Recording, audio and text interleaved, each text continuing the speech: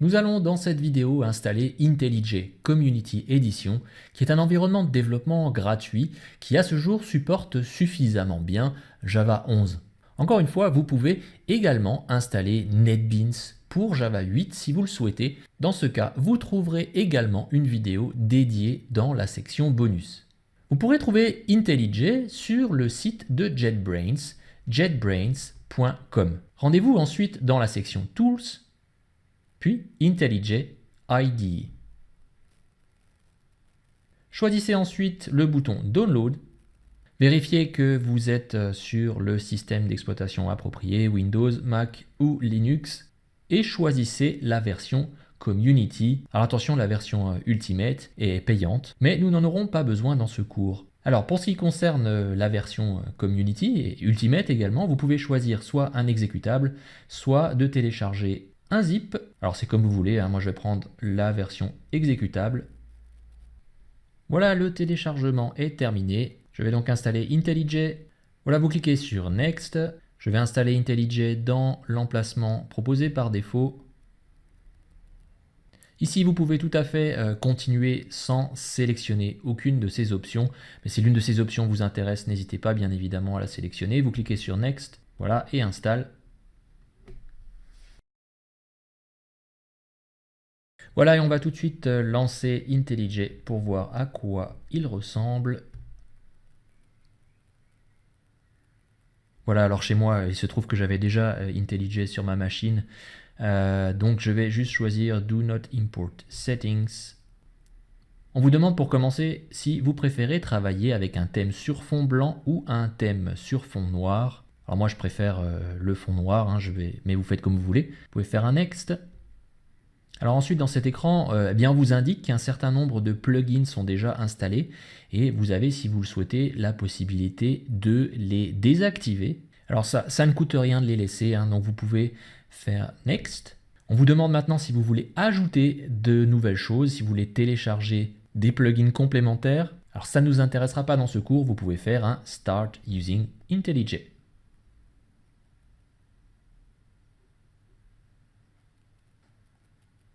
Alors on va essayer tout simplement de reproduire un cas de test, hein, le cas Hello World. Avec IntelliJ, vous faites un Create New Project. Et probablement la chose la plus importante à configurer, eh bien c'est quelle version de Java allez-vous utiliser, quel kit de développement allez-vous utiliser.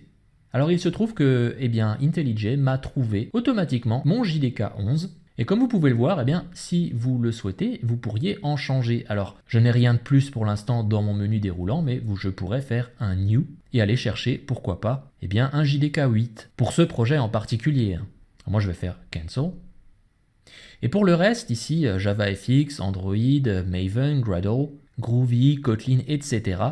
Eh bien, dans ce cours, cela ne va pas nous intéresser, mais il est fort probable que cela vous intéresse dans le futur. Voilà, vous faites un Next. Alors ensuite, ici, c'est intéressant, on vous propose, si vous le souhaitez, de créer votre projet sur la base d'un template, sur la base d'un modèle. Et vous en avez deux ici. Le Java Hello World, c'est celui qu'on veut réaliser, hein. Donc c'est quelque chose qui sera exécutable et qui vous permettra d'afficher dans la console Hello World. Ou bien Command Line App, qui est à peu près la même chose que Java Hello World, sauf que ça n'affiche pas Hello World. Mais ça reste un programme Java exécutable.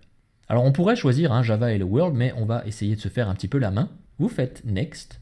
Alors par défaut, votre environnement de travail, tous vos fichiers, tous vos projets vont être stockés dans votre Home utilisateur sous IDE Projects. Et vous pouvez bien sûr modifier cette configuration.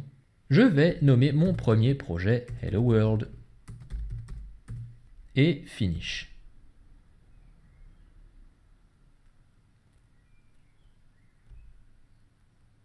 Alors comme je l'indiquais dans la présentation des environnements de développement, IntelliJ c'est un environnement de développement très impressionnant. C'est sans aucun doute l'environnement de développement le plus puissant en termes de fonctionnalité et il va s'adapter avec le temps à la manière dont vous travaillez. Il va commencer à vous offrir bien souvent les options les plus appropriées à ce que vous êtes en train de faire sur la base de ce que vous avez fait par le passé. Pour l'instant, tout ce que vous avez à savoir, eh bien, c'est que votre projet se trouve ici dans le navigateur de projet. Voilà, il s'appelle Hello World.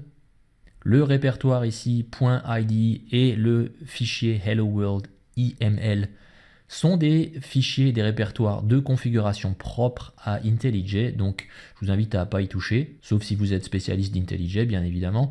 Et ce qui nous intéresse se trouve dans SRC, alors normalement pour l'instant c'est vide. Vous faites un clic droit, New Java Class. Alors pourquoi Java Class, ça on va le comprendre également plus tard, hein. Ne vous en préoccupez pas. Voilà, vous sélectionnez Java Class. On va l'appeler Hello World. Et vous pouvez tout simplement copier-coller le code que vous aviez écrit dans JDoodle, qui donc a vocation à écrire dans la sortie standard Hello World. Alors première chose peut-être à apprendre avec IntelliJ, ce n'est pas la peine de sauvegarder ce que vous venez de faire. Tout ce que vous faites est sauvegardé immédiatement. Alors c'est une première vraie différence avec les autres environnements de développement. Voilà, et pour exécuter votre code, vous pouvez faire ici un clic droit et un Run.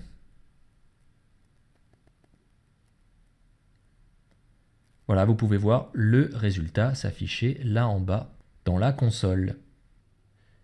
À partir de maintenant, si vous voulez réexécuter votre code, eh bien plutôt que de faire un clic droit Run, vous pouvez tout simplement utiliser la petite flèche verte qui se trouve en haut à droite. Le résultat sera exactement le même, comme vous pouvez le constater. Autre chose, avant d'avoir été exécuté, eh bien, comme vous le savez, votre code doit être compilé. Et ceci a été fait automatiquement par IntelliJ.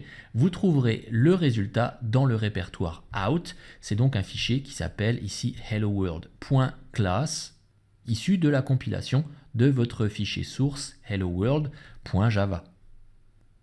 Ensuite, dans IntelliJ, comme d'ailleurs dans tous les environnements de développement, vous bénéficiez de ce qui s'appelle l'autocomplétion. Ce que ça veut dire, c'est que pendant ce temps que vous écrivez quelque chose, votre code, ici comme system.out, voilà, .out, etc. Comme vous pouvez le voir, on vous propose des options et parfois même on vous propose d'auto-compléter ce que vous écrivez. Alors ça c'est évidemment bien pratique. Mais encore une fois, c'est disponible dans tous les environnements de développement. Vous trouverez ça dans NetBeans, vous trouverez ça dans Eclipse également. Alors quelque chose qui se trouve également dans tous les environnements de développement, certaines combinaisons de mots-clés ou certaines instructions bénéficient d'un raccourci. Par exemple ici, system.out.println, j'aurais pu l'écrire S-O-U-T. Je peux faire Entrée. Et comme vous pouvez le constater, cela me génère automatiquement system.out.println. Alors de manière générale, IntelliJ se présente un petit peu comme tous les environnements de développement.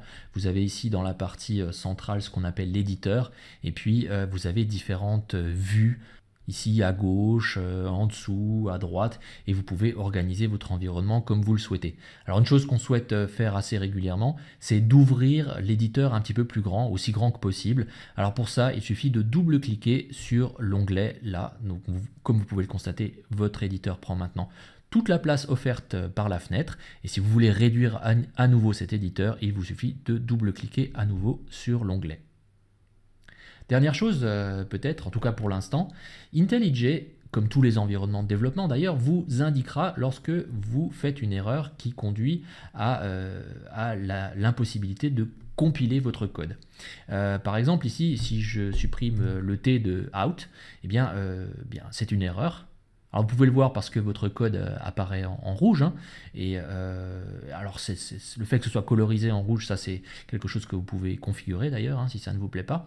Et puis vous avez aussi très souvent cette petite ampoule sur la gauche qui va vous permettre d'auto-corriger, quand c'est possible, votre code.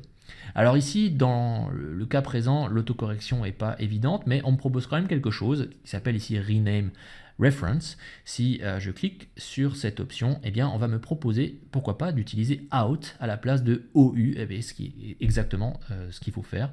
Donc voilà, alors ça m'aide un petit peu, effectivement. Alors quand il s'agit pas exactement d'une erreur dans ce que vous avez écrit, mais dans ce que vous avez omis d'écrire. Par exemple, si j'ai oublié ici un point virgule, eh bien vous verrez une petite vaguelette ici rouge, et vous pouvez d'ailleurs passer par-dessus et on vous offre effectivement une petite indication ici, point virgule, expected. Alors tout de suite après ça, vous allez être invité à réaliser un exercice dans un environnement de développement. Alors ça pourrait être IntelliJ, mais ça pourrait aussi être NetBeans ou Eclipse. Alors si vous choisissez NetBeans, vous pourrez tout à fait réaliser l'exercice avec Java 8, il n'y a absolument pas de problème. Cet exercice ne nécessite pas d'avoir Java 11. En tout cas, si vous utilisez IntelliJ, il va falloir créer un nouveau projet. Alors comme ici, on a utilisé l'assistant pour créer notre premier projet, vous ne savez pas comment faire pour créer un nouveau projet. En fait, il suffit d'aller dans File, New Project. Encore une fois, vous allez rester sur l'option Java. On va réaliser un projet Java avec le JDK 11. Vous faites un next encore. Et voilà, le projet qu'il vous faudra réaliser s'appelle Hello Universe. Voilà. Alors, tapez Hello Universe. Vous faites un finish. Et là, IntelliJ vous propose deux options. Soit vous pouvez remplacer votre éditeur actuel, votre fenêtre actuelle par le nouveau projet, soit vous pouvez créer une deuxième fenêtre en parallèle. C'est comme ouvrir une deuxième instance d'IntelliJ si vous voulez. Comme ça, vous pouvez basculer d'un projet à un autre. Moi, en général, je fais This Windows, mais c'est bien évidemment comme vous préférez.